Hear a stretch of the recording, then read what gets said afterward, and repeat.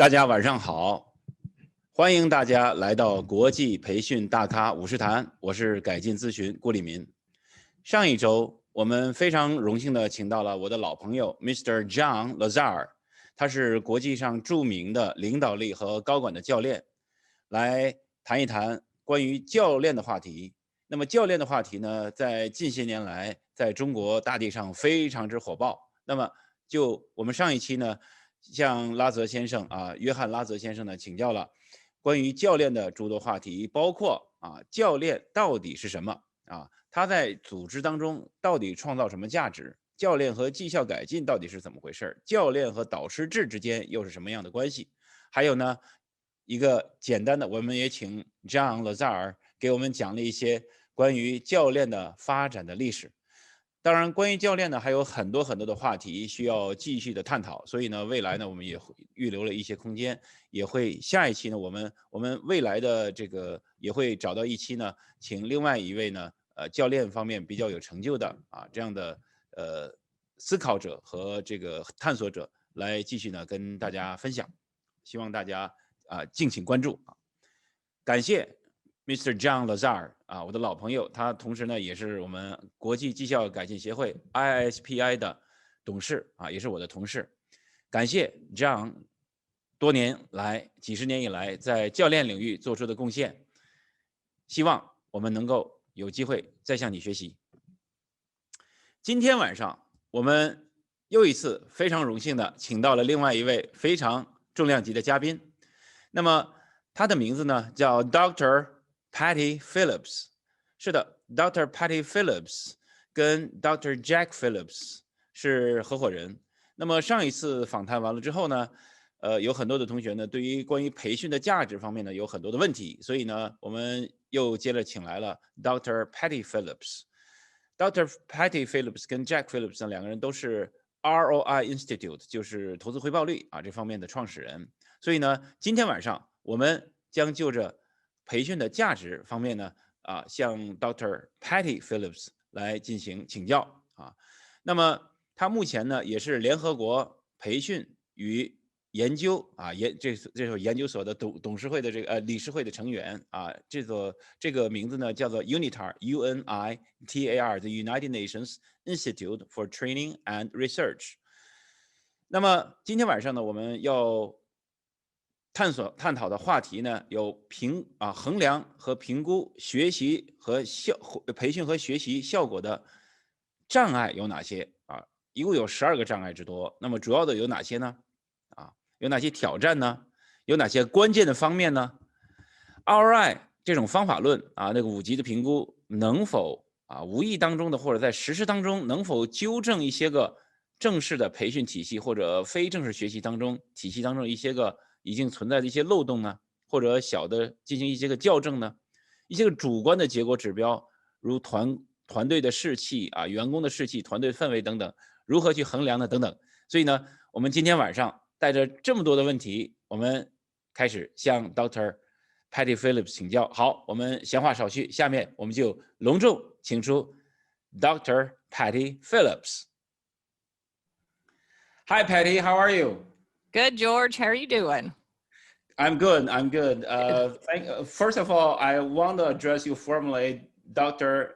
Patti Phillips. Thank you so much for accepting our invitation to be on the Training Master Series. Thank you so much. And via Zoom, and this is probably the closest we can get right now. Right. No, thank you. It's a privilege to be part of the program. Thank you so much. And a couple of days ago, we interviewed Dr. Jack Phillips, and we learned a lot. And as normally, we start with the master self-intro. So just for our audience, will you please introduce yourself, tell us where you grew up, where you went to college, what did you study, and tell us where you live and work now. Thank you. Thank you, George. Yes, so again, I'm Patti Phillips, CEO of ROI Institute. I grew up in Birmingham, Alabama, and we still live in Birmingham, Alabama. So I'm one of those who never left the flock. So I've lived in Birmingham all my life. I went to a few colleges, one Auburn University. There studied business education. Then I went to Birmingham Southern, which is a private college, studied got my master's in public and private management, and then I received a PhD in international development from the University of Southern Mississippi, and I chose that as my PhD. Because it enabled us to take our work in measurement and evaluation and really expand it to other types of programs and projects. Those from organizations in developing countries, but more importantly, the programs that are truly touching human resource development at the ground level, where we're working with organizations and non-governmental organizations to really elevate the livelihood and lives of other individuals. So, and also it's probably a belated congratulations, but congrats to be on the board of trustees on the UNITAR. Thank you. It was really an honor to be asked to serve in that capacity. So thank you. Yeah. Have you had a lot of work, time spending on that mission as well? Yes. We've worked with UNITAR in the past, or knew them through earlier work, and then in the capacity on the board.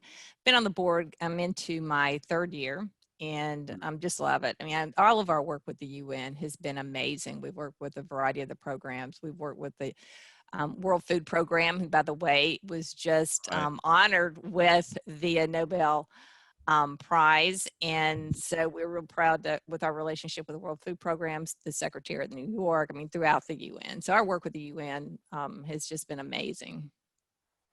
Great. Patti, I had one of your books, you and Jack have so many books. So this is one of them. And this is a 2007 book. It's called The Value of Training. And there's a lot of contents in it. But I just want to start with some of the challenges because, well, training evaluation is always the key topics or key subjects of all learning development professionals throughout the world, I must say, because it helps justify our value or prove our value or prove the existence is the continuity of our function, training function, and also sometimes justifies our position or even our influence, impact inside an organization. You know what I'm talking about. And it is so crucial. So evaluation is always a key topic, and sometimes it's also a headache, I must say, to a lot of learning professionals because they don't know how to do it. And there are so many challenges, I must say, that I know in your book you mentioned there are so many challenges. There are 12 of them. Do you want to mention all of them, or you want to hit the most hit or the most asked challenges in your book? What are the key measuring or evaluation and training or learning effects? Yeah, thank you. So it is, it's funny you say that about it being a pain to many people. It is, but part of that is because evaluation, sadly, is often an afterthought, and it should really be the forethought.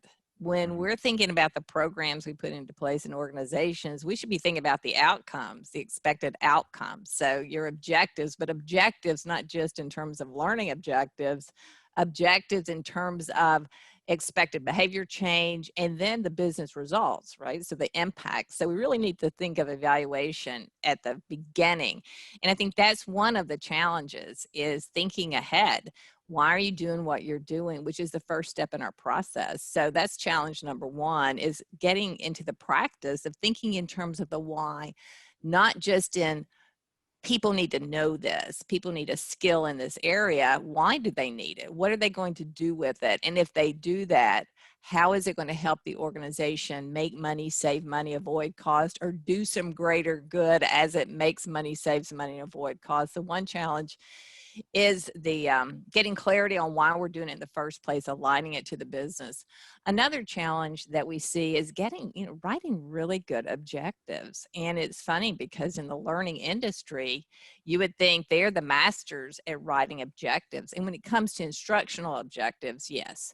But we've got to get really good at identifying measures and writing up objectives at the application and business impact levels. So the behavior change and the process changes that need to occur, as well as business measures that need to improve, and even the ROI objective when appropriate. Getting good at writing those, but more importantly than writing good objectives, using them as the architectural blueprint to design the program. We go into these programs too much thinking about the fun part of the activity of learning, especially technology enabled programs. We want all these bells and whistles, but we're not taking a step back and thinking, what are we trying to accomplish with these bells and whistles? So I think start with the why, developing the objectives, and more importantly, using the objectives to design the program and using the objectives to guide the evaluation. The measures we take in evaluation are right there in the objectives if the objectives are well done.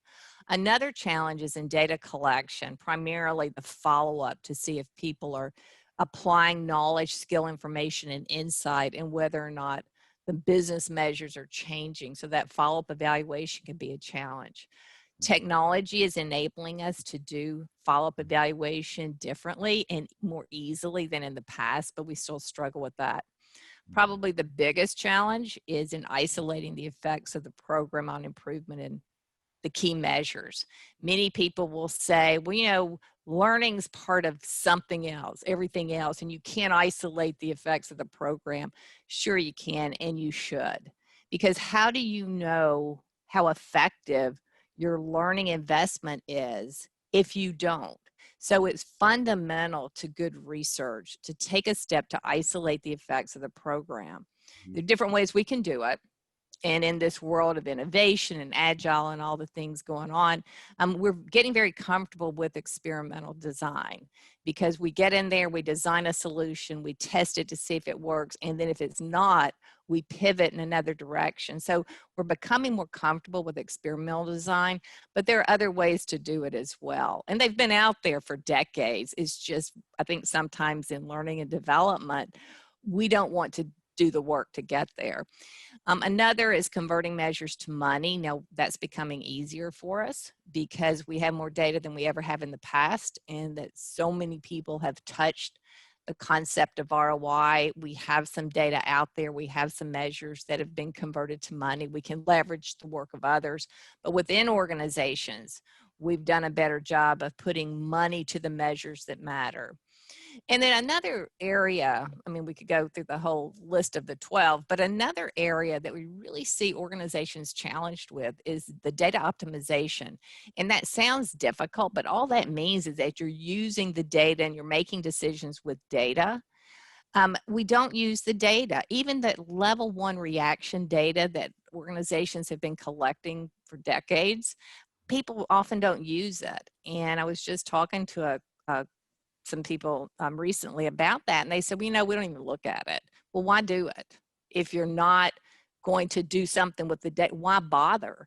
Because the people that you're asking to fill out these end of program surveys know you're not going to do anything with it. So why bother them? So I think those are the biggest challenges. Again, starting with why, setting up those objectives, and then using the objectives to guide design and to guide the evaluation. Your follow-up data collection is one of the challenge areas, although it can be done, it has been done, and we have some tools that really help us get that job done. Isolating the effects of the program. Not a new concept. It's fundamental to good research, but it is a challenge area. And then converting measures to money and really leveraging the data in the end to do something to improve a process or make good decisions. Thank you. There's so many things that we can talk on. There's so many challenges. There's so many myths, and it's all in the book. It's on the book. Yeah, these are some of the key challenges that you think that most frequently. Of course, there are. I mean, the others too.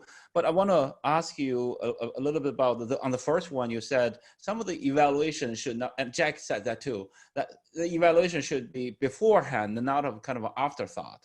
And that is so crucial for our learning development people, because a training function inside the organization, they got the budget, they have to kill it by fourth quarter, and otherwise they will be reduced.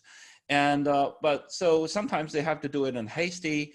But how do they make sure that their training needs, are just the one that equals to business gaps. Because a lot of times training needs analysis do not equals to business gap analysis. So there's a mismatch there. So like the chickens that talk to the dogs and dogs talk to the chickens. That's why business don't give a dime sometimes do the training function. And that happens a lot.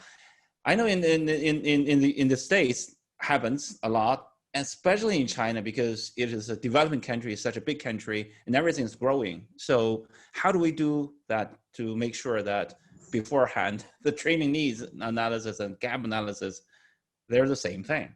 Yeah, it's a great point, George, because too much of the time there is the disconnect. Part of that is because we look at training as an activity, not as a business lever. If we're going to be results based, if we're going to truly be at business level within the organization, we have to think about the business first. So it begins partnering with operations, partnering with the front line, not to focus on the training. You know, we target training and we open up the conversation with what kind of training do you need? That's not the question. The question is, how's the business doing? How are you doing in terms of productivity and quality and safety? It's getting to know the customer.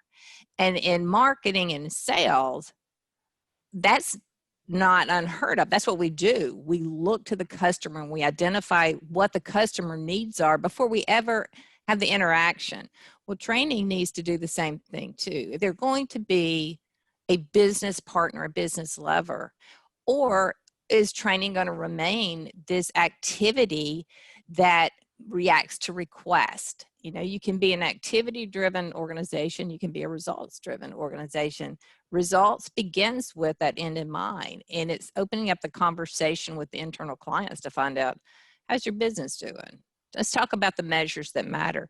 You know, for a lot of training functions, there's some education around that. So really understanding the business of the business. And it's easy for us to get siloed into our little place. It's all about training, and all we read is the training material. All we read is books around training. We need to move that outside. We need to look at what is our business about? What are the measures that tell the business that we're moving in the right direction?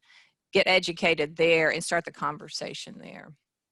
So if we engage the business and think in the way of business and speak their words and, you know, think the way they're thinking and face the challenges that for them, I mean, stand in their shoes, basically. Exactly. So we will be probably better off than we used to be. Absolutely, right. Learning and development, again, is the major strategic lever in organizations, because it's through the development of people we can make things change. So we have to think of it in terms of more than the activity of training. We want to become, and the challenge to all training functions is becoming that trusted business advisor. Because you have to have it. Development of people is what keeps things going. But we have to be clear on why we're doing it, and it gets down to the business, and that's not a bad thing. I think, George, sometimes people think, oh, it's bad to think about success of business. No, it's not, because success of business enables businesses to do more for their employees, do more for their customers, and do more for their community. So business has to be successful for other things to work, and that's why we're there. That is the job that we've been hired to do, so let's do it well. Exactly. Some time ago, just about 2 weeks ago, I met a corporate university president, and we had a cup of tea. You know, we talked, and one of the subjects that we covered is that the organization will survive, you know, without the pandemic. Are those organizations that have higher learning, employee the level, level engagement in learning. Those organizations who know how to learn and also enable their employees to learn, that they will survive no matter what. That's so right. that's our conclusion. I think that's what you said earlier, that learning is so important for businesses and we need to engage them. That's absolutely true. And so as I see it, you know, the business gap analysis is so crucial at the very front. And then after we get that thing done, and everything else will fall through, learning That's right. objectives. Yeah, learning objectives and data collection. Of course, there are different ways to do it, but there are always better ways. Like you and Jack has been experimenting for so many years. There are always better ways to do it, and data optimization, effects, escalation, and making decisions based on data optimization. I think that's, in China, there's a very popular word called HRBP, Right.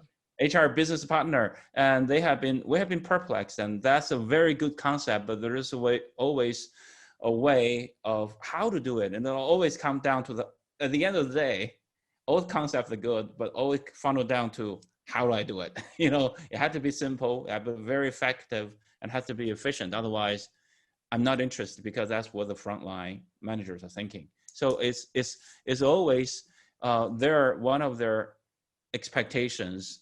And the reason I want to hit this point is because that really merges into transfer to our next question, because doing ROI, measuring the value of learning for business performance, and sometimes it can something like inadvertently they can go back and fix some of the bugs, what I call the bugs in the training system. Does that ever happen, or do you think it's possible? Yes. Through training evaluation to fix the bugs. Yes, Yeah. That's the purpose of it, right? So we have two purposes with evaluation: demonstrate that we are doing the job we set out to do and adding value. But the other is process improvement. I mean, you're using the data to improve the process to fix the bugs. That's the whole point of it. Too often, again, as we talked about earlier, evaluation is an afterthought, but more than that, it's just another activity. And if that's how we're going to treat it, don't do it. You have other things to do than add another activity on top of all the other activities. Evaluation is intended to demonstrate that we're achieving the objectives, but to also demonstrate or provide the information we need to improve the program or process. So as we're looking at our needs assessment or design of a program, or even evaluating a program, the question why should be in the forefront. Why are we evaluating this program? To demonstrate we've met the objectives, to make a business case for a solution, and to improve programs so that they're better, or make a decision to get rid of the program and reallocate the funds to something else. So yes, evaluation can be and should be used to fix the bugs, and not just in training, but in the process itself. Because if you think of learning transfer, a lot of conversation happens around transfer of learning. Well, that's the strategy to ensure people apply what they learn. Well, if you find that learning transfer strategy is not working, and you will find that sometimes through evaluation, but if you find that, it is incumbent on you, the person evaluating or the training function, to take that information and try to influence change, not just within training, but within the system that is supporting the learning transfer. So yes, long answer to your question. Yes, evaluation can be used to fix the bugs. It's a long answer, so-called a long answer, but it's not long enough. We always want to hear more from you. Yeah, that's great. That's great. And I know there are 5 levels in the learning about on the ROI methodology. And so fixing I just want to make one more question on the fixing the so-called bugs, making improvement in the learning development system. So at which level do you think is the most frequently happen? And the 5 levels. The 5 levels, just to our viewers, are the reaction, learning, application, impact, and ROI. Of course, ROI. And so at Patti, which level do you think that happens the most if we fix them? That which level happens the most to fix the bugs, or which? Yeah. When it happens. Yeah. Right. So where we see, and given where we work, the most, which tends to be the higher levels.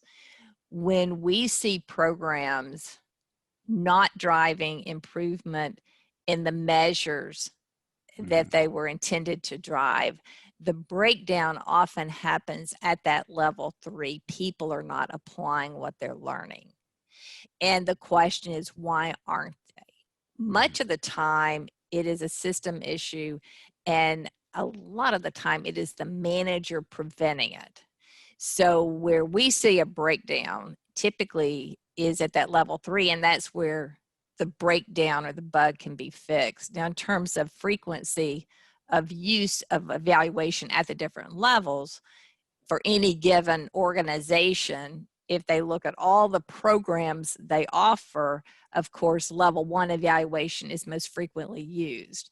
That's where you can address things head on up front. So if you are asking the right questions at that level 1 evaluation, you can predict the opportunity for people to apply what they're learning. For example, using a level 1 end of course questionnaire, asking participants, how relevant is it to you? How likely will you use it? What are the potential barriers that will prevent you from using this? And taking that data and actually doing something about it, as soon as you have that information, you can ward off some of the problems that you face as you're waiting to see if people are applying it. Unfortunately, we often don't treat level 1 data like that. It's a smile sheet. Did you like the program, and move on? That is not good use of program evaluation because it doesn't do anything for you. Thank you. That's a question that I always wanted to ask, because at the level 3 application level is normally we have done the front end analysis part and input part and all of that, and then when they actually apply it on the job, and then when it's like an instructional designer, we design everything on paper, everything looks fine, beautiful, so good. And then when you actually test in the classroom, you find some bugs, and that needs to be fixed. Right, exactly. Yeah. So, Patti, in measuring the value of learning and for business performance, what are some of the key aspects from 10,000 feet above the ground? So key aspects of measuring that business performance, again, is, one is getting clarity of what business performance looks like and what are the gaps. So as we talked about earlier, it's getting clear on what the business needs. And it's not just problems, right? It could be opportunities to move forward. So what are the problems or opportunities that the organization faces? And then what are the specific business measures that, if we improve them, will move the organization towards solving those major problems or taking advantage of the opportunities? And from there, doing the legwork required to identify the right solutions. Training's not always the right fix. It is an easy activity to put into place. Because we always go to training. What's the problem? Is a training problem? Well, maybe it's not. And that's where your performance consulting comes in. That's why that's so important, because sometimes it's not a training solution. But it doesn't mean that training and the training function can't be the advisors that enlighten the clients to see that it's not a training solution. So again, being that trusted business advisor to say, here's what we're identifying through our process, and it's really not training. It could be a coaching solution. It could be a process solution. For reading your book, there are some some points are very interesting. I'm reading it again. Some subjective results like, confidence, morale, like team atmosphere, team morale, and can those subjective feelings be measured in the organization? That's because that's always some of the learning development professionals, they come to the, getting some data on business impacts. I can go after it. But when we come to some of the soft skills, or not skills, but soft parts of the effects of the training, they kind of scratch their head and say, how do we do it? Yeah. And I think it's more the how to rather than the can we. because you can measure what you need to measure. It's just the question is, to what extent do you want measurement, and how accurate does the measurement need to be? So if you think your team has low morale, the first question is, what is happening that indicates to you that the team has low morale? There's something happening. Tends to be some behavior that tells you the morale is low within the team. And so you can work from that angle. So based on what we're seeing, let's change that. In terms of measurement, the question is, the word measurement is loosely used. So what are we talking about? Are we talking about true measurement, or are we talking about how to isolate the impact of a program on improvement in team morale? From a measurement standpoint, there are many ways and many instruments that help measure morale and confidence and engagement and experience. Millions and millions of dollars are spent every year on such measurement. So we can get to the measurement. And again, it tends to begin with behaviors that we've identified that indicate there's a morale problem or a confidence problem. The other flip side of that, and what is often meant by the question, how do you measure something, is how do you know that a program has led to improvement in team morale or in confidence? And that gets to the entire measurement evaluation process, which includes that step to isolate the effects of the program. So there's the instrument measurement, and then there's the methodology measurement as well. But again, the short answer, although I went very long on that, the short answer is yes, you can, but it depends. What are you looking for in terms of measurement?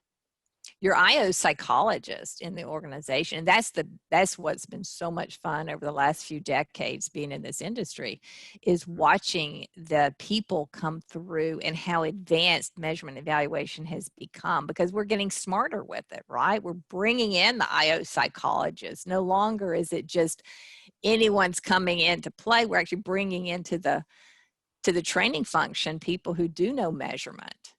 And it's in more IO psychologists and economists. If we think about people analytics and learning analytics and HR data analysis and all of this, you're getting economists involved. You've got IO psychologists, you get business analysts involved. So as a field, training evaluation is becoming much smarter about measurement. Great. The most frequently used word in either in your book or I hear your presentations at different ATDs and ISPIs, and so the word most frequently with your ROI methodology is the word isolation.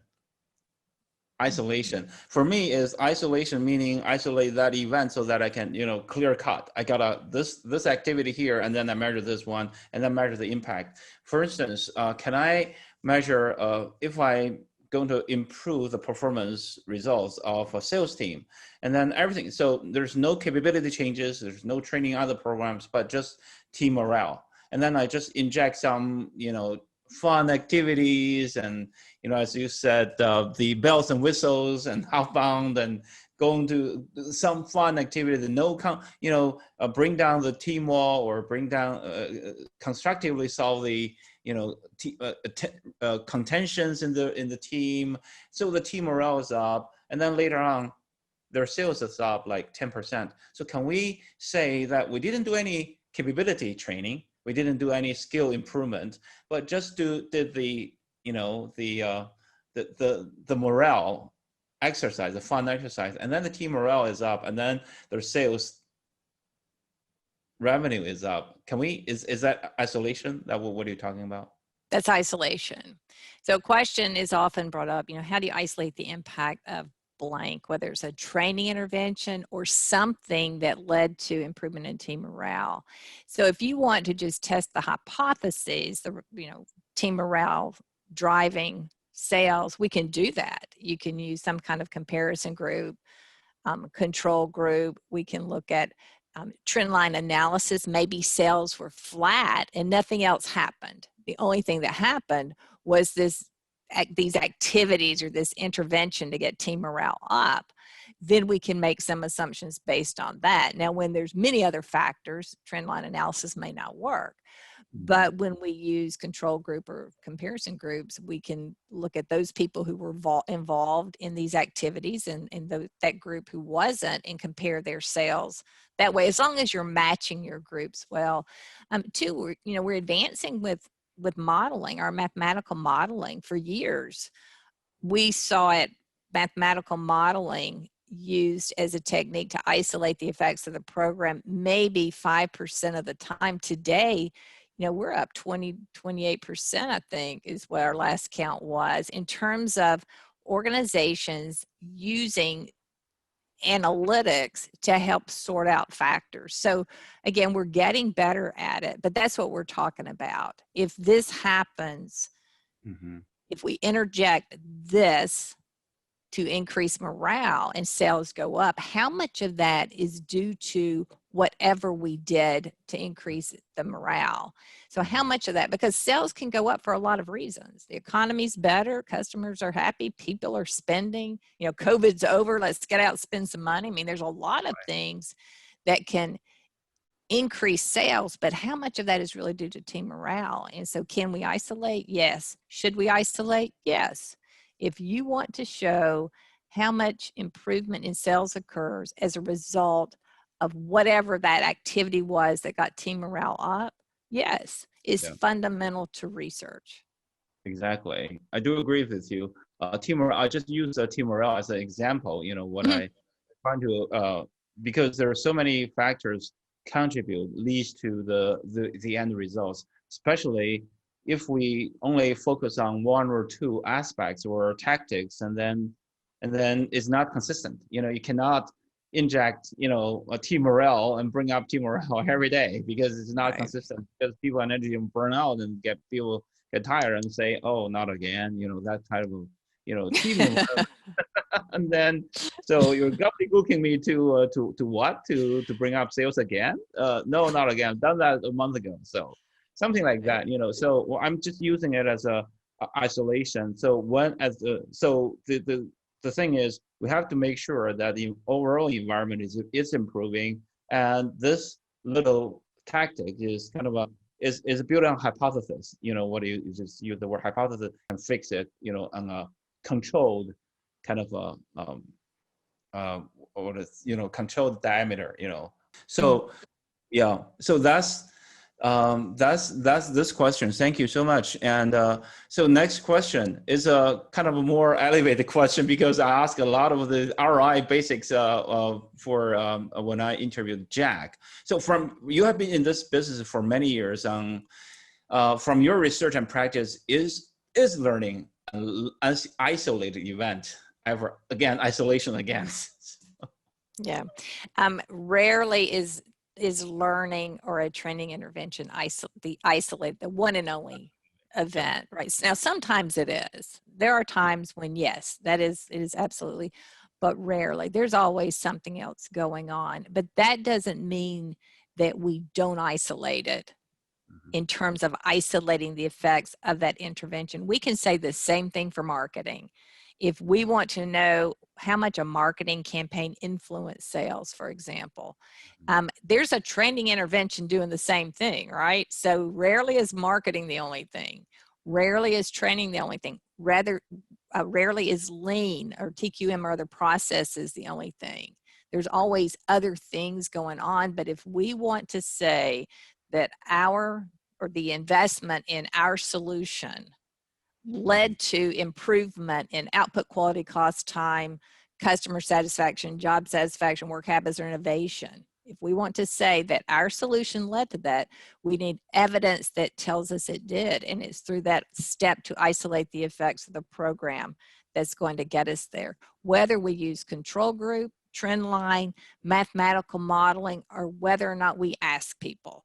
Because sometimes in the end, you just have to ask someone, right? So there's a way to do that.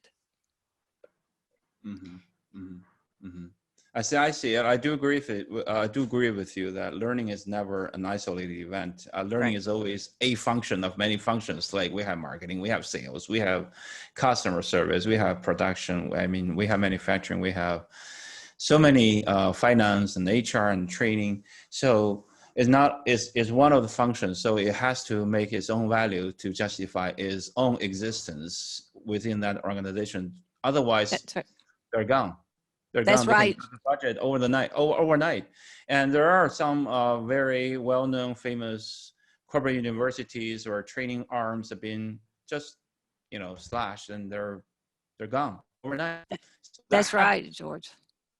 Sometimes we had some rosy dreams about, training is there forever because it's been there forever. No, to our audience in front of the camera, in front of our screen, that we hope, that's our hope too, but reality is reality. Business, everything is business, and the business is business. So we have to really sharpen our skills and our knowledge bank to make sure that we catch up with all the business needs, because that's why we're there for. Otherwise, we cannot get paid.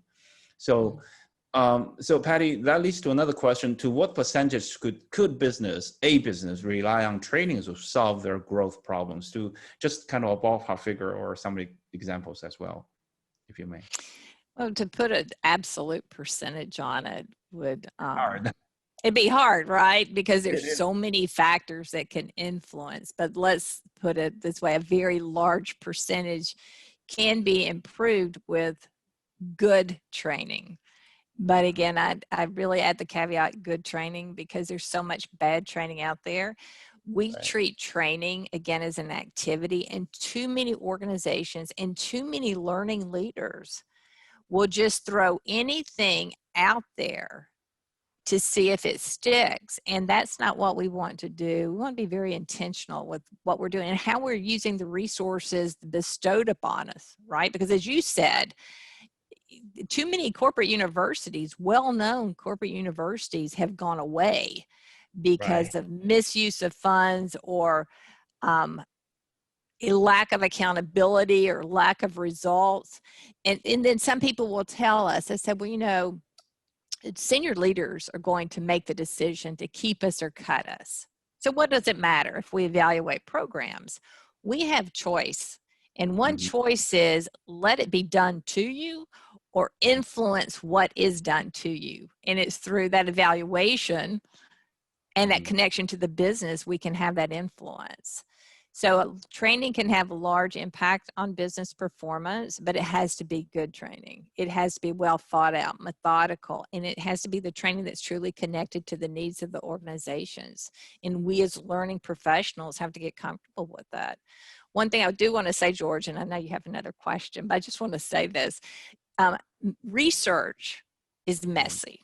Okay, so any kind of research, whether it's front-end analysis, evaluation, is messy. Are you going to get to the absolute truth? Are you going to get to absolute objectivity?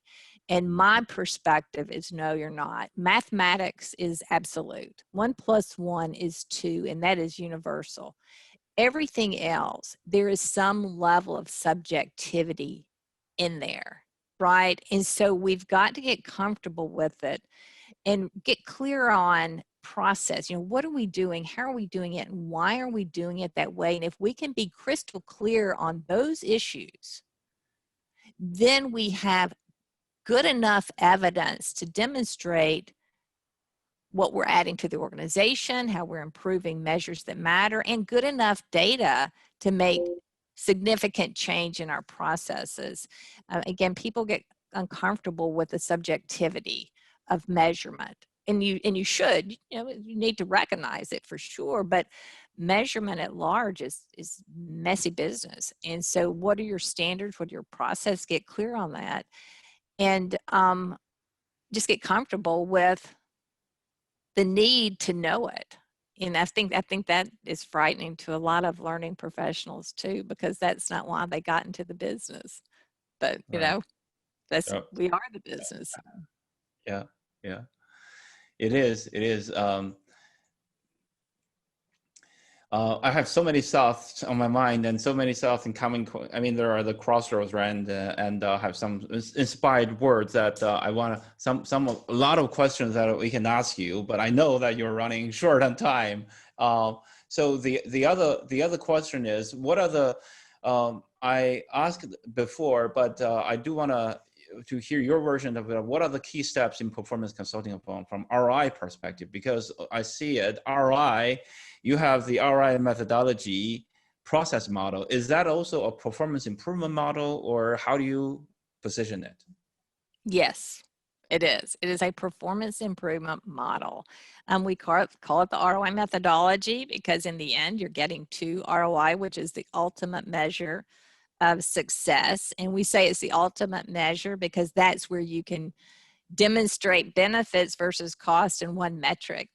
But it is a performance improvement model because it begins with the performance consulting, answering the question, why are you doing what you're doing? So where does performance consulting begin? At the very beginning, performance consultants need to be able to ask the questions that matter most. And that begins with what's going on with the business. What is the opportunity for the business to make money, save money, avoid cost, or do some greater good while it makes money, saves money, and avoids cost? And what are the specific business measures? And from there, start doing what they do best and really drilling down into what needs to change in the organization in order for us to improve the business measures that will lead to making money, saving money, avoiding cost, and doing some greater good. That's where we really drill down and look at behaviors that need to change, processes that need to change, actions that need to be taken.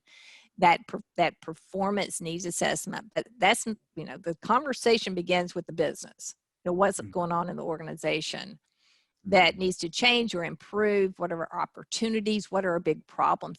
If we think about, everyone talks about design thinking. Well, if you think about design, that is all about solving the biggest problems of the organization or the community at large. So what are the biggest problems? The biggest problems or opportunities aren't necessarily in the behaviors. It's really in we're missing customers, we're spending too much money, our quality is down, we have too many violations. There are these other big problems that can be changed through the change in behaviors, the change in processes. So performance consulting begins with clarifying the business needs and then getting to what are the performance gaps and what are the potential solutions that can help us close those gaps. Great. Thank you. And so the conclusion is, it is a performance consulting, and you started with a design thinking with the end in mind. You started with the end in mind, right? Mm-hmm. So exactly. You started from the end, and then you kind of reverse into design to secure or even to guarantee the results, expected results. That's correct. Yeah. So I want to come back to the last question, to what percentage, and now I came back to my thought. I just lost the thought a little bit, the train of thoughts. And then, ATD every year they have the SOIR, the SOIR, the State of Industry Report.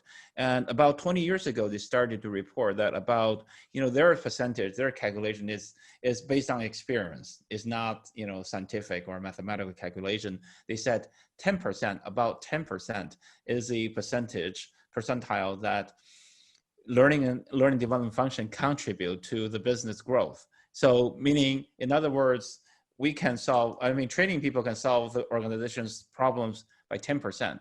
So do you buy that? Do you think it is really 10% or 5 or 15, 20, based on your experience? Right. So many years ago when ATD, reported that metric, yes, I believe that the training can influence business performance 10%. I think easily, right? If it's done well. If there's a big enough gap in business performance, you have to think about what's the extent of the problem, right? Or the opportunity. So how much movement do you have, and then how much we invest in training? From an evaluation standpoint, in how many programs are evaluated to demonstrate they have influenced business performance, that is about 10 to 20%, although based on our most recent benchmark study, that percentage is even greater. people are really making strides in connecting programs to improvement in business measures. And then the same with ROI. 5 to 10% of programs within a given organization tend to be the candidates for ROI evaluation, although in practice, we're seeing that percentage is much higher. Part of that is because the need for accountability. Part of that is because we've become better at aligning our programs with the business needs. Some of that is the nice to have programs have been cut out. Now more programs focus clearly on business measures. Another reason for that is we're becoming better at it, more comfortable with, and we have more data around. So in terms of how much business performance can be influenced by training, if ATD saying 10%, I could buy into that, but I go back to it depends on how good the training is. In terms of the number of programs that are being connected to that improvement in business performance, we still recommend 10 to 20%, although we're seeing higher with some of our users, and 5 to 10% demonstrating ROI. And that's because not all training is directly tied to the business performance. Some training you just do, right? Some training you do because you need to. It's compliance or you need to. It's only the big strategic programs that we really target for impact and ROI, because those are the programs that tend to be directly connected to the business. Does that make sense? Oh, absolutely, absolutely, and that's what that reminds me that there's an American saying, "Who's talking?" When I ask my question, "Who's talking?" So it depends on who's defining the word training, defining the word business, defining word. I mean, percentile is a mathematical term, but we don't need to define it. But really defines. I mean, there's so many things that are up in the air. Really depends on who's talking. So based on my experiences, and I'm asking this question is because it related to evaluation, to ROI, and also for so many years I've been using this 10 percentile, the iceberg, I 10, above the water, above the seawater is 10% of its total weight. It is observable, is visible, and that's skill, knowledge, and underneath is all attitudes. And the David McClelland model of iceberg model. So it kind of coincides to each other. I said, wow, ATD is smart. It coincides with McClelland's model of iceberg. And for years, and it really kind of fluctuates, because in some developing countries, the percentage is much smaller. Probably in labor intensive is more like 5%. My count is to the fast developing countries is probably 5 to 8%. My gut feeling is not scientific again, but for some really developing countries like the United States and Japan and some other countries, and then percentage is higher, much higher. And when I was in charge of IBM's training in China 10 years ago, my calculation is about 15 to 20%.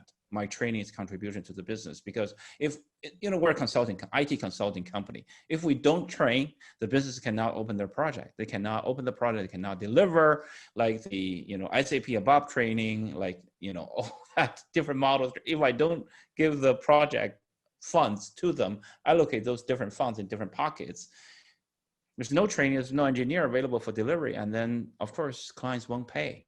That's so right. It's really kind of a streamlining the organization's internal processes, and how the learning development functions are built into the business. If they're more intrinsically built into the business, and then that's much better. Otherwise, it's kind of we said in Chinese word, it's a two set of skins. One is skin, it's two different animals. They're not one organic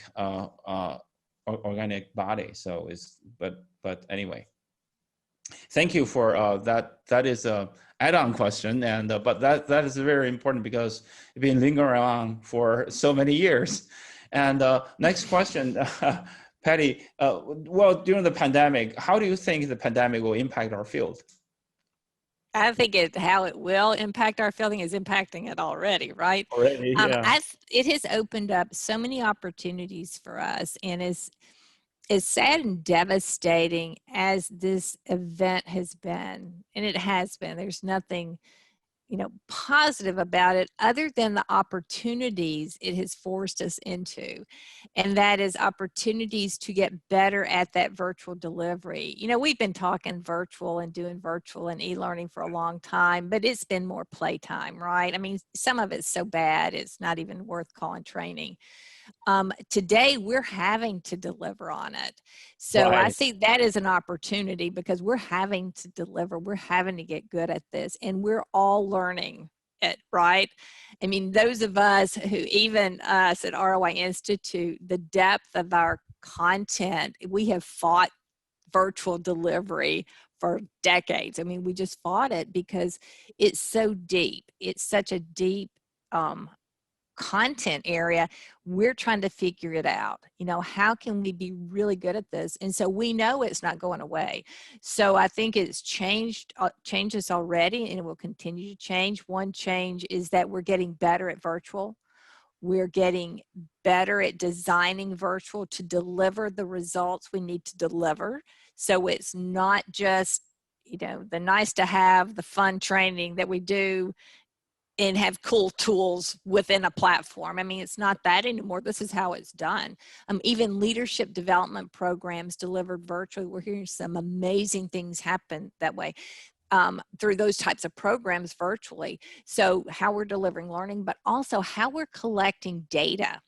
There is an amazing tool. I love this tool. It's called Riff Analytics. And it's a way that we are in platform, you're in a Zoom How do you meeting, for spell it? example. RIFF, Riff Analytics. It's riffanalytics.ai. Yep. And I'm happy to introduce you to them because they're amazing people. Bet. But so you go into the platform and we have a conversation, and it tends to be for smaller teams. They were explaining to me that they use it within leadership development if small teams are working on projects, and it's measuring in real time the interaction of the individuals in that platform. So you come out of that engagement knowing who dominates the conversation versus those who don't, who's interrupting whom, who's affirming whom, and they're working on some other metrics, but it's capturing all this in real time. Right. Beautiful way to collect data in real time. Now, initially, of course, the first time you're in a meeting in Riff, you're so focused on the measurement and you're so aware that you're being measured, that can influence behavior. But if you have long-term connections with teams, over a period of time, you get used to being in the platform, and you can take these measurements and you can observe the measurement as you're doing it. So I like going into it for my own benefit, not to measure others, but to monitor myself. Because I'm one of those, if I think it often comes out, and I don't mean to interrupt, but it does. It's a thing, right? But I Right. go into that and I monitor that because I know it's disruptive in a conversation. So it's a really cool tool. So we've in COVID did not, Riff was out there. I was first introduced to Riff 2 or 3 years ago. So it's been out there, but it's those kind of tools that this pandemic has moved us toward embracing more so than we would had it not happened because of the virtual world in which we live. So delivery's changing, expertise in leveraging technology is changing, and the way in which we collect data is changing because we do have these platforms that exist that we're now paying attention to and using. Great. Yeah, really, I mean, I do agree right now with the pandemic, it's like everybody's standing on the cliff and then suddenly somebody kicked them and then they flew. Yeah, exactly. That's exactly what happened. And, I Right. think that, again, devastating and horrible in so many ways, but we have to go on, and people are saying, you know what, there's some opportunity here, and let's take advantage of this opportunity to learn and grow and go beyond this horrible event. But, Right. as a world, and think about it, George, this, we've had horrible events, and this is probably the worst in our lifetimes, but Right. horrible events happen. Yeah. It's what we do with them that makes the difference. And we have a choice: bury our heads Right. or be smart about what we do and take advantage, because the world, we always come out better than we were. And this is another opportunity to do that. It's unfortunate it took this to move the needle on some of these things, right? But it's here, it did. And what do? We move on, and we move on bigger and better and with more meaning and intention than ever in the past. It reminded me, absolutely, this, especially during this time of the pandemic, all we need is rise up and face the challenge, and courage is all we needed. And that reminds me of a poem that I just came to my mind, that I forgot who the poet's name, but it goes like this. It's very short, like, come to the edge. There's a voice saying, come to the edge. It's too high. Come to the edge. It's too dangerous. Come to the edge. We might fall. And then they came, he pushed, and they flew. I love that. I love that too. It's That always, beautiful. yeah, it is a beautiful poem. It always remembered. And at times of turbulence or times of challenge, I always use that poem, encourage myself. Because that poem, well, I learned that poem from my academic advisor from the United States when I think it's a retirement party. He, it's a fun party. Everybody made fun of him. His name is Dr. Dennis Fields. And everybody made fun of him, of course, showing all the achievements and all his students, his, bosses, I mean, everybody, colleagues, and all around, family and friends. So it's like 100 people strong party. But he gave us only 5 minutes of, closing statements. And that poem, it stands at the very last. So it showed up, and everybody was just standing ovation for like 5 minutes. I bet. That's beautiful. So encouraging. It is so encouraging. Yeah, I'm going to look it up again, who wrote it. Anyway, second to the last question, Patty, if you had a chance to start all over again, what would you have done differently? When I read that question, it's an interesting question. And I struggled with that because, are there missteps along the way? Absolutely. Are there things I wish I hadn't said, hadn't done? Absolutely. But in the scheme of things, I have been so fortunate. Mm-hmm. The work we do has been meaningful to so many people and helped so many organizations.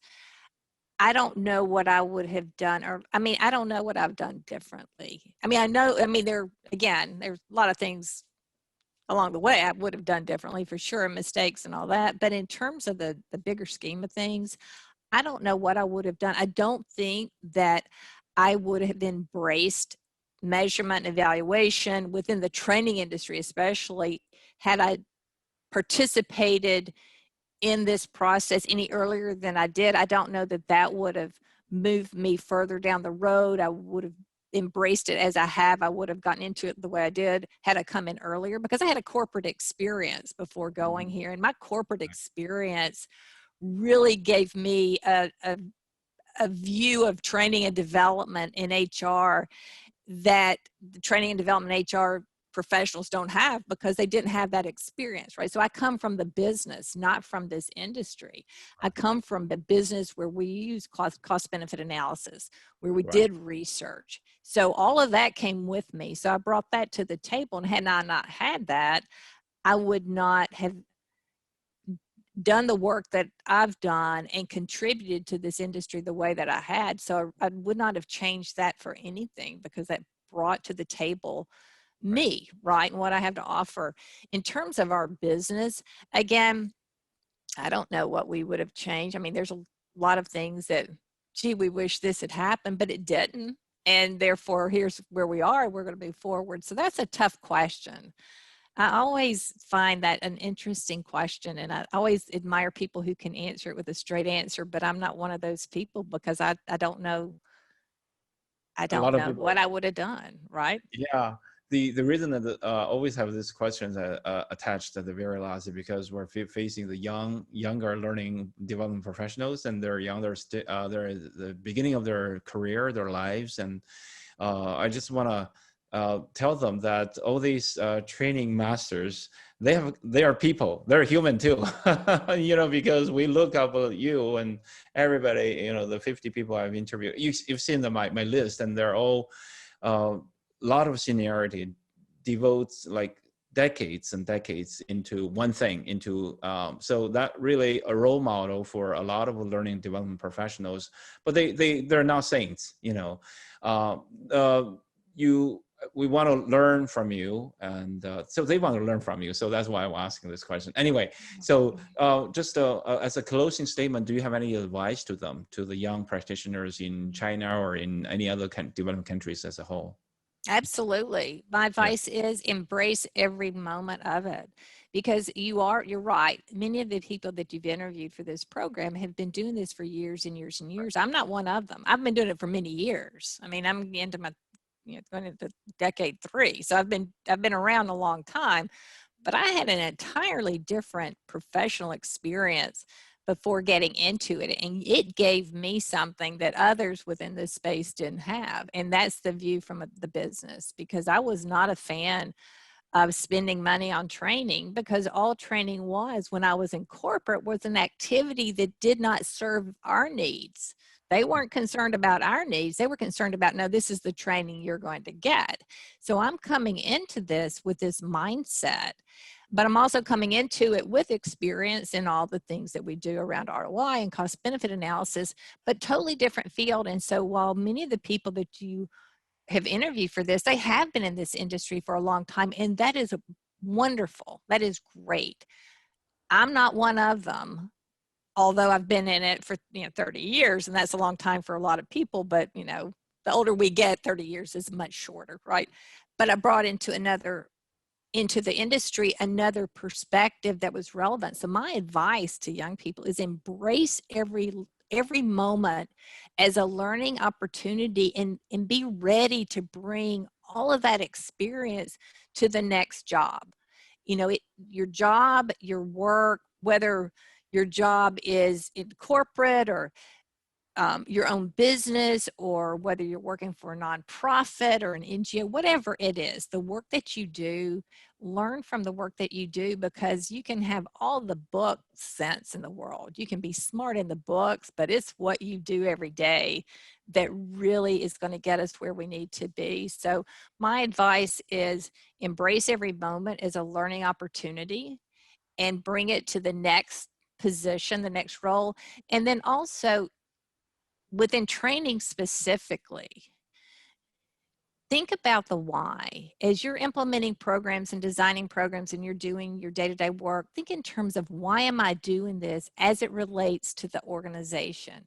And don't be afraid to go ask questions, and ask questions of those operations leaders who, they're rough and they're gruff, and you think they don't want to talk to you. Take that person on, go ask them, because they probably have the information that can help you, or have such wisdom. Don't be afraid to ask questions. So that's my general philosophy in life. Learn from everything you do and bring it with you. And then the other, from a tactical standpoint in your job, think about why you're doing what you're doing. Demonstrate results, but think about the results you want to demonstrate up front as you're doing what you're doing. Yep. Especially using ROI methodology and demonstrate exactly. Yes, exactly. And if you have any questions about that ROI methodology, call us. We're all ready to help. So you bet. Patti, thank you so much.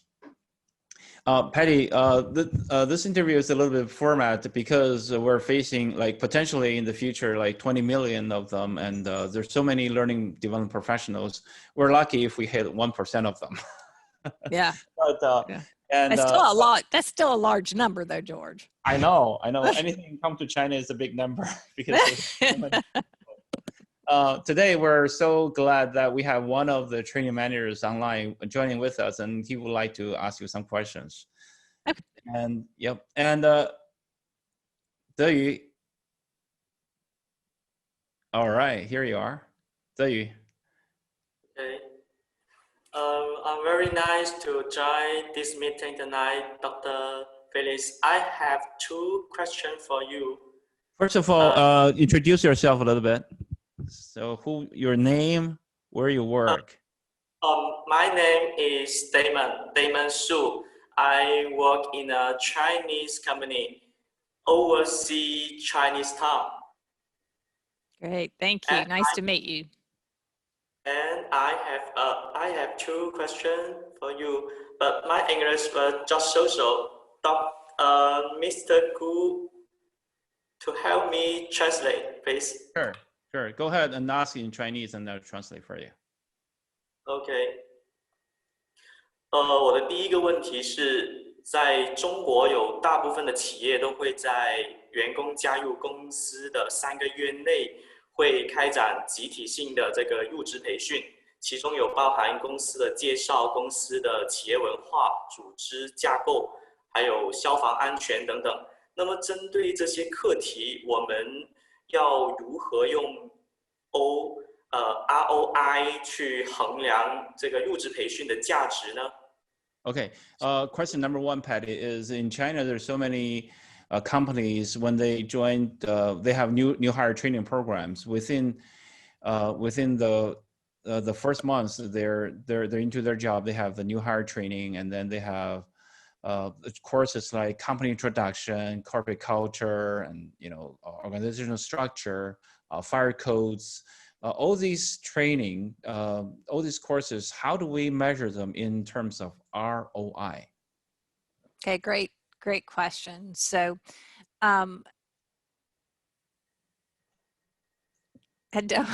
George, I don't want to say it, but I'm gonna say it depends. Yes, it does. But it does, right? So the question is, what are you trying to accomplish with those programs? If you're just introducing the concepts, here's fire code. Make sure you follow it.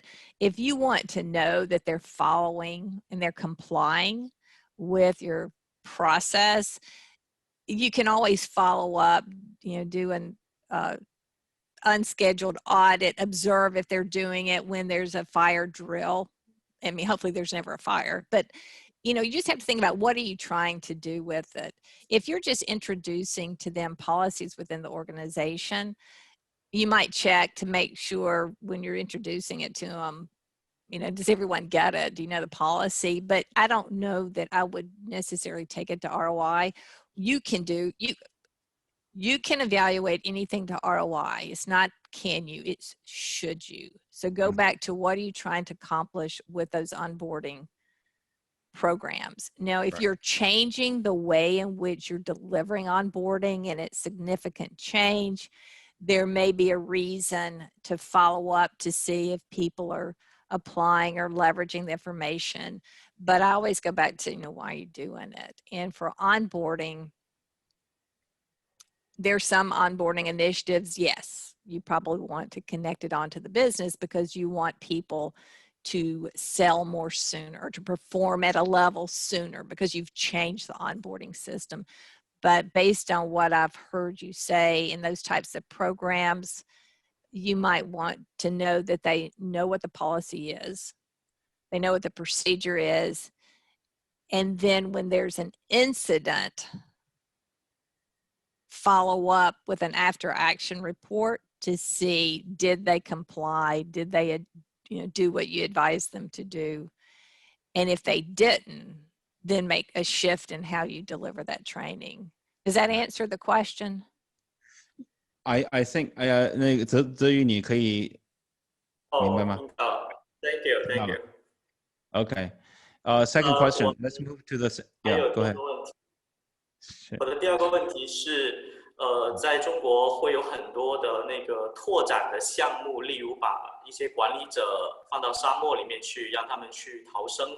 那么一般都没有具体的这个学习的目标，所以针对这种培训，我们是否能够通过 ROI 去进行这个评估？如果是可以的话，我们又是如何去设计这些拓展的项目呢？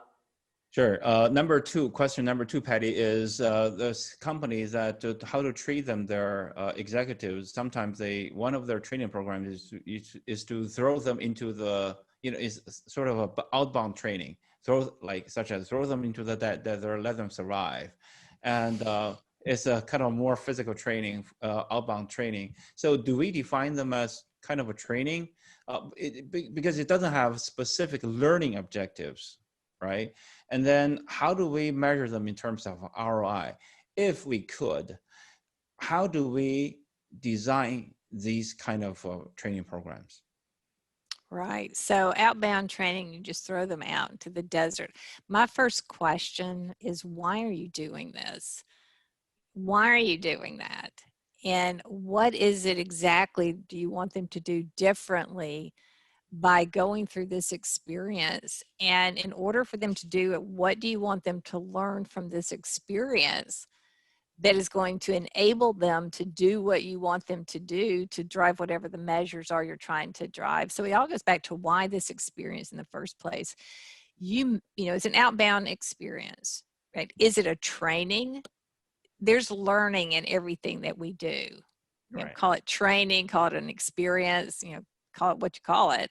There's always learning. So whether you should have learning objectives as part of this. You should have application objectives as part of this. Why am I having to do this ropes course? Why? Here's what's going to happen in the ropes course. Here's how we want you to apply what you learned back on the job. So you design this experience in such a way that those executives view the experience as relevant to their job. If they're looking at it just as an experience to go out into the, do ropes course, if that's all they're looking at, they're going to be scratching their heads thinking, why am I here and can I go back to work? So I would start with why this ropes course? What do you want them to learn? What do you want them to do with what they learn? And then what measures should improve as a result of that? So I don't, again, call it training if you want to, call it not training, but there's learning to be involved and there should be something on the backside of that. It needs to be designed to be relevant to them, and relevance to them is going to be based on what am I learning from this, how I'm going to use it, and how's it going to help me improve output, quality, cost, and time, or customer satisfaction, job satisfaction, work habits, innovation. So that's my philosophy on that. That's my view of that. Now, in terms of if you really want to evaluate a course like this, what you could do, because you have executives coming from different areas, what you could do is in your pre-work, explain clearly you're going through this experience so you can learn this. Maybe it's gain, and learning doesn't have to be a skill. It could be gain insights about yourself, insights about others. You're going to learn techniques you can use with your teams. So here's what you're going to learn. And as part of this, what we want you to do is bring to us the 3 key business measures that you need to improve. Your three key performance indicators that you need to improve. And as you go through this experience, we're going to give you some skills, you're going to gain some insights, and you're going to identify some specific takeaways that you will then apply on the job with the intent of improving these measures. So developing an action plan of sorts. So there's a way to design the evaluation to get some good value, because there is value in the programs if you position them correctly. So does that help?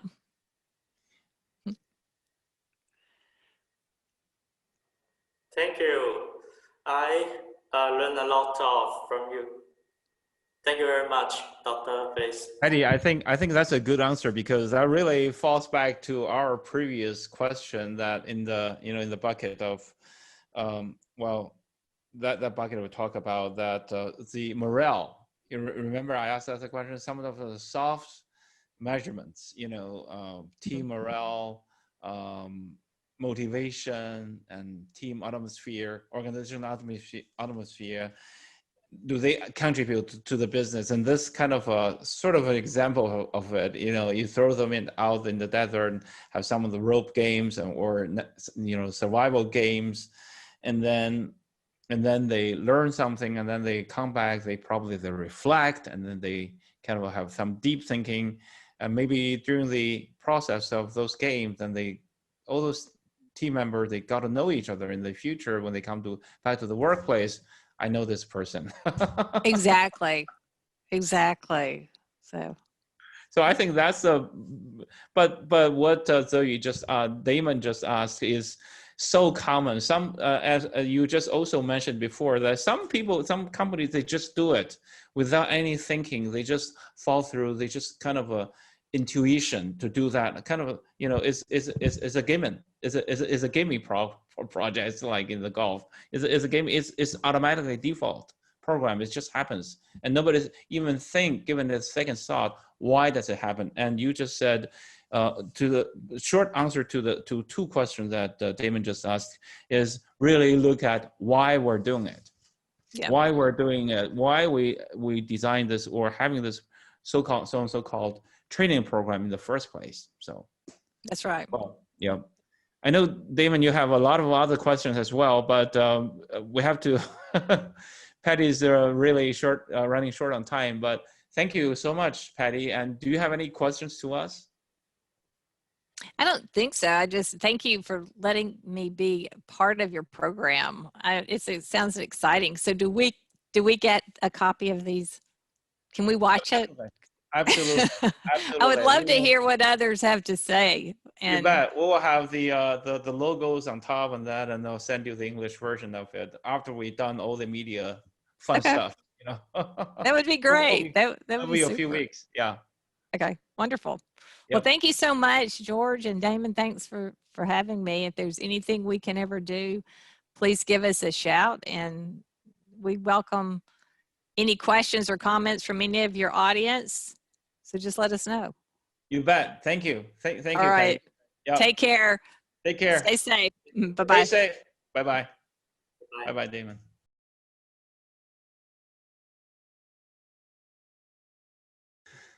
That's my interview with Dr. Patti Phillips. How do you feel? I feel very, very inspirational. And thank you, Damon, for joining us at the latter part of the interview.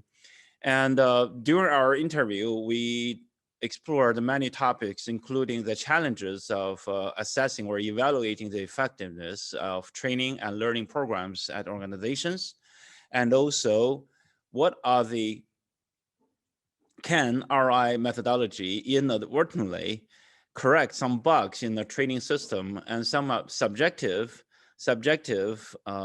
results can be measured or not. And also with Damon Su coming on board and joining the interview, he asked some of the very pragmatic questions from the field. Thank you, Dr. Patti Phillips, and again, our belated congratulations to your joining the board of the UNITAR, the United Nations Institute for Training and Research. Congratulations. Thank you for your years of contribution to this field, and you have spent many years with Dr. Jack Phillips to explore the value of training. Thank you for doing that for all of us, and we expect to hearing more from you and learn from you. Thank you. Next week, we are going to have the very honor to interview another guru in our field. Her name is Belia Nell. Belia is also a good friend of mine and good old friend of mine. We've known each other for more than 10 years, and she is located in South Africa. So far, the Training Master Series have interviewed gurus majorly from the United States, but also from Chile, from Canada, from the from Germany, and also from South Africa.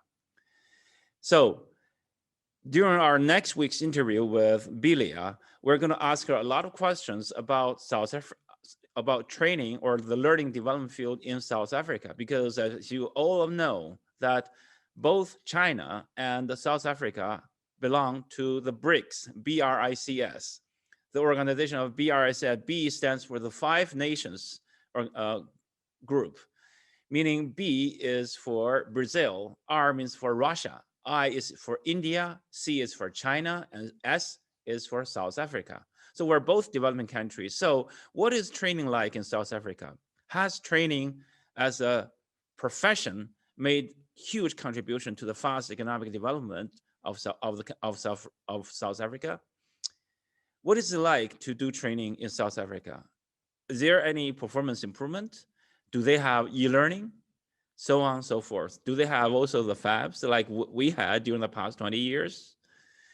So we're going to ask Billy a lot of questions. So next week is going to be a little bit different because we're not going to explore a lot of academic or professional knowledge. Instead, we're going to explore many knowledges and experiences on the application side.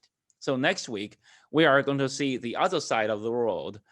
What's the training like over there? So until next week, please stay tuned, stay safe. Thank you, and